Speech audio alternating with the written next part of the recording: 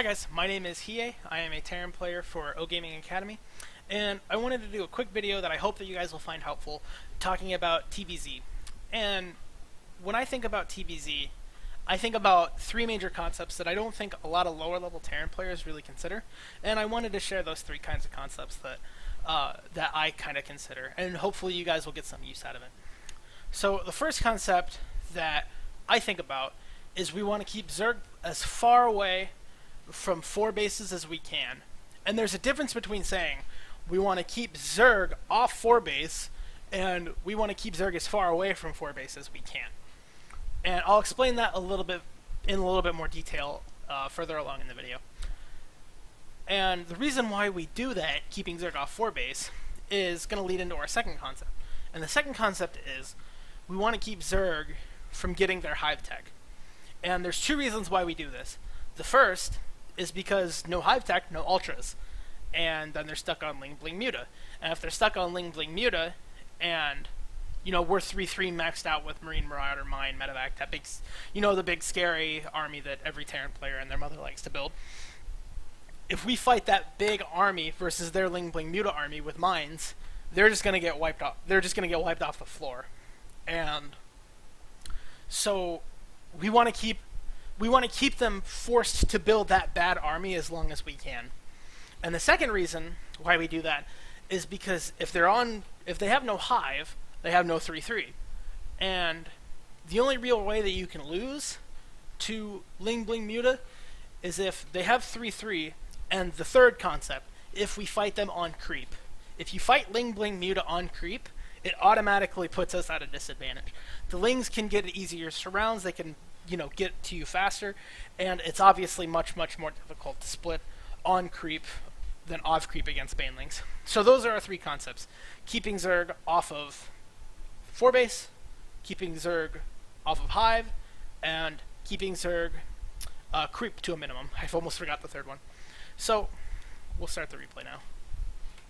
Now that we've got our three concepts, I was thinking 4 base and 3 concepts. So in this game, I open up CC first, and I recommend for all lower level Terran players to open up CC first against Zerg as well, because I'm actually going to pause this here. CC first works on every map, whereas Reaper Expand doesn't really. Reaper Expand won't really work on a map with a ramp, because it's much harder to be annoying with Reapers when you have to go up on high ground. If we're on a map like Neoplanet or Belshir, or what's another map? I don't remember. But Neoplanet or Belshir, just a map without a ramp, where the natural is not on a high ground. It's much easier to fight queens, and it's much easier to not creep that way. Akalon is okay for it, but for lower level Terran players, CC first is definitely the way to go, just because it's much more easy to accomplish. And even from a CC first, well, what do I do with our CC first? Well, let's think back to our first concept, keeping Zerg as far from 4 bases as we can. And so, when we keep Zerg as far from 4 bases as we can, we want to make it as hard for them to want to get 4 bases as we can. So what we're going to do is we're going to do a 2-base timing with Stim +1 and Medevacs, and then go try and kill his 3rd base, which he's just taking now, thankfully enough. And so if he sees us, even if he scouts us, oh, well, shoot, I see he's doing he's building a lot of racks. He's probably going to attack me now. I don't really want to build this 4th hatchery down here. Whereas if he scouts us and he sees, 2 E-bays and a 3rd CC, he'll say, oh, okay, I can take my 4th base right now with no Lings. So doing this kind of play, where we add on these 2 more barracks, definitely makes it harder for Zerg to want to take a 4th hatchery down here. And also there's the whole, I can just die to to a Roach Bane bust if I go 3 CC. So this is ultimately just safer, and it offers us a more aggressive, it offers us to be aggressive, which I'm always in favor of against Zerg. So we build quite a few Hellions. I think we go up to 8 this game. I like going up to 8 because, we can really start bullying queens with this, and to the point where, we can kind of start ignoring his queens and, just really start going through his creep and killing off his creep. So we run in here, do a bunch of damage to his drones. Kill 17 drones, so good work. So, we lose this push, but we deny a lot of the creep. We keep him away from 4th base, because this hatchery that he's building right now, he really wants this to be his 4th hatchery. He doesn't want to be spending this on his 3rd hatchery again. And even in the units lost tab, look, we're already almost doubling his units lost. We're being much more efficient. 3rd base, a little bit late landing from us, but that's okay. So his mutas are up here. We figure by now he's taking a 4th. I think I even scanned this. Let me actually make sure. I don't. My phone is giving me a dust storm warning. So we really don't want to push into here because this is where all this creep is, and we can assume that this is where his units are going to be. So we just kind of walk down here, kill his 4th base, and this attack is already worth it because we've kept him from mining his 7th and 8th gas geysers. We send a drop up here that doesn't really do anything, but what it does do, it makes sure that he doesn't have a hatchery up here. If we go to my vision, this medevac put up through here, down here, checked his potential 4th, and saw it wasn't there. Then we just sent the medevac into here, just all willy-nilly.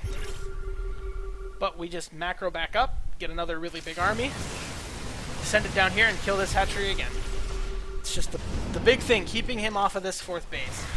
Because we can even see, he has no hive, he has no 3-3 because he has no hive, look. And we're already starting our +3 weapons. I meant to start +3 attack. I remember looking back and seeing that that one wasn't started. So he tries to do a big, he tries to build a lot of Lingling Muta. And it's just not really working because we have a million Marines. His mutas are flying in, it's not really doing anything. I don't know why I paused there for a second. So, do we actually know? Okay, we don't know that this hatchery is here. We assume that it is, though, from my perspective. So, we put our hatchery, or our 4th base here, and we just push right over into this 4th base. Get some really big mine hits there as well. We don't even take that big of that great of an engagement there, but it's good enough. And we just kill his 4th base again. So we've killed his 4th base, once here, twice down here.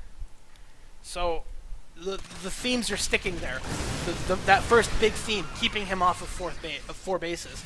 And now he's barely collected this 4th base, and we've already secured our 4th base. He's got, his hive is done, but he's got no 3-3 coming. His ultras aren't on the way.